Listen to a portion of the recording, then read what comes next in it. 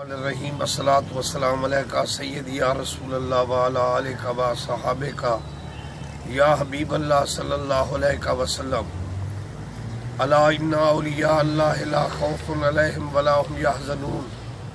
اس وقت ہم پیر کامل ولی کامل سید آل رسول اولاد علی جن کا شجر نسب سیدنا امام حسین علیہ السلام کے لاقت جگر سیدنا امام زین العابدین علیہ السلام سے ملتا ہے، اور آپ حضور جلال الدین سرخ پوش بخاری رحمۃ اللہ علیہ کے قریبی تعلق والوں میں آپ کا شمار ہے۔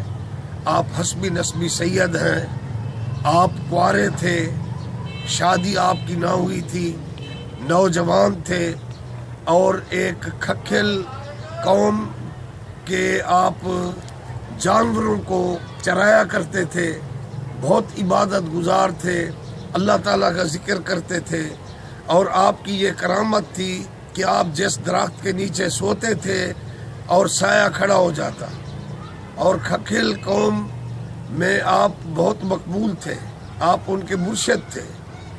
اور ہم بچے تھے کہ کھکھل قوم میں ایک بزرگ عورت تھیں جو بچوں کو قرآن پڑھاتی تھیں، راسو بی بی، مئی راسو بی بی۔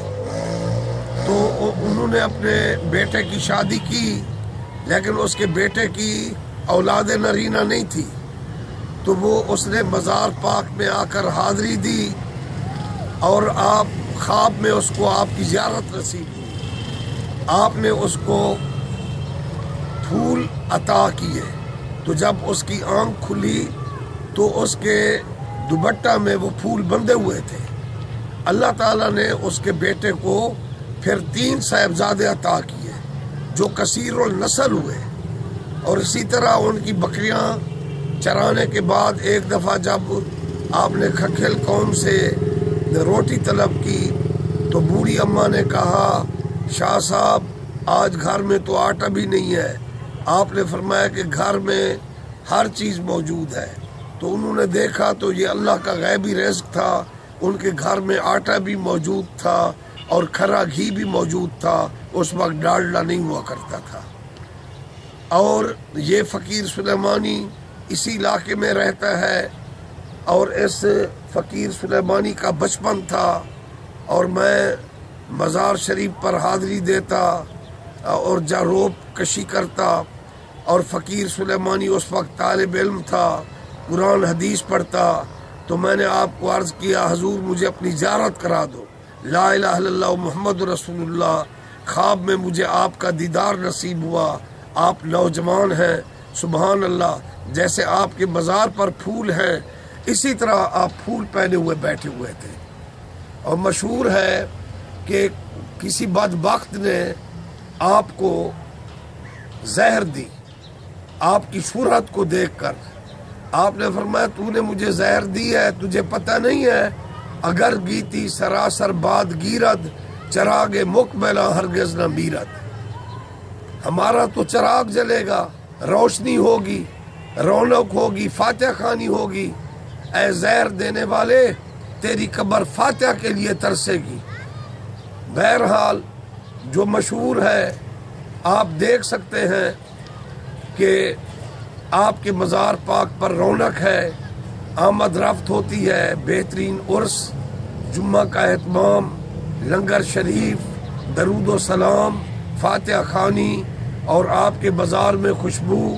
لیکن آپ کے کو زہر دینے والے خواہ جتنی بڑی عمارتیں ہیں وہ اجڑی ہوئی قبروں میں پڑے ہیں اور فاتحہ کے لیے ترستے ہیں۔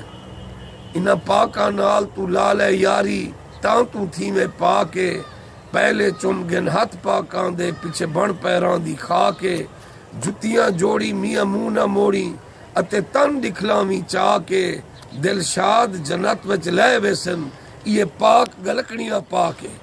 پیر ملا قید شاہ رحمت اللہ علیہ کو جس بدبخت نے زہر دی، آج ان کی قبر اور وہ فاتحہ کے لیے ترستی ہے۔ لیکن سبحان اللہ، اب ہم مزار شریف کا اندرونی منظر بھی آپ کو دکھائیں گے۔ آپ کا دربار شہر ڈیرہ غازی خان میں مرجع خاص و عام ہے۔ آپ ڈی جی خان کے سبحان اللہ بہت بڑے بزرگ ہیں رحمت اللہ علیہ۔ صلاۃ والسلام علیکہ سیدی یا رسول اللہ وعلی آلک و صحابک یا حبیب اللہ۔ چپ بےہودہ گفتار کنوں پر غافل نہ تھی یار کنوں، ایو لا ریبی فرمان آیا۔ اللہ اللہ کیے جانے سے نہ اللہ ملے، یہ اللہ والے ہیں جو اللہ سے ملا دیتے ہیں۔ اللہ اللہ اللہ حق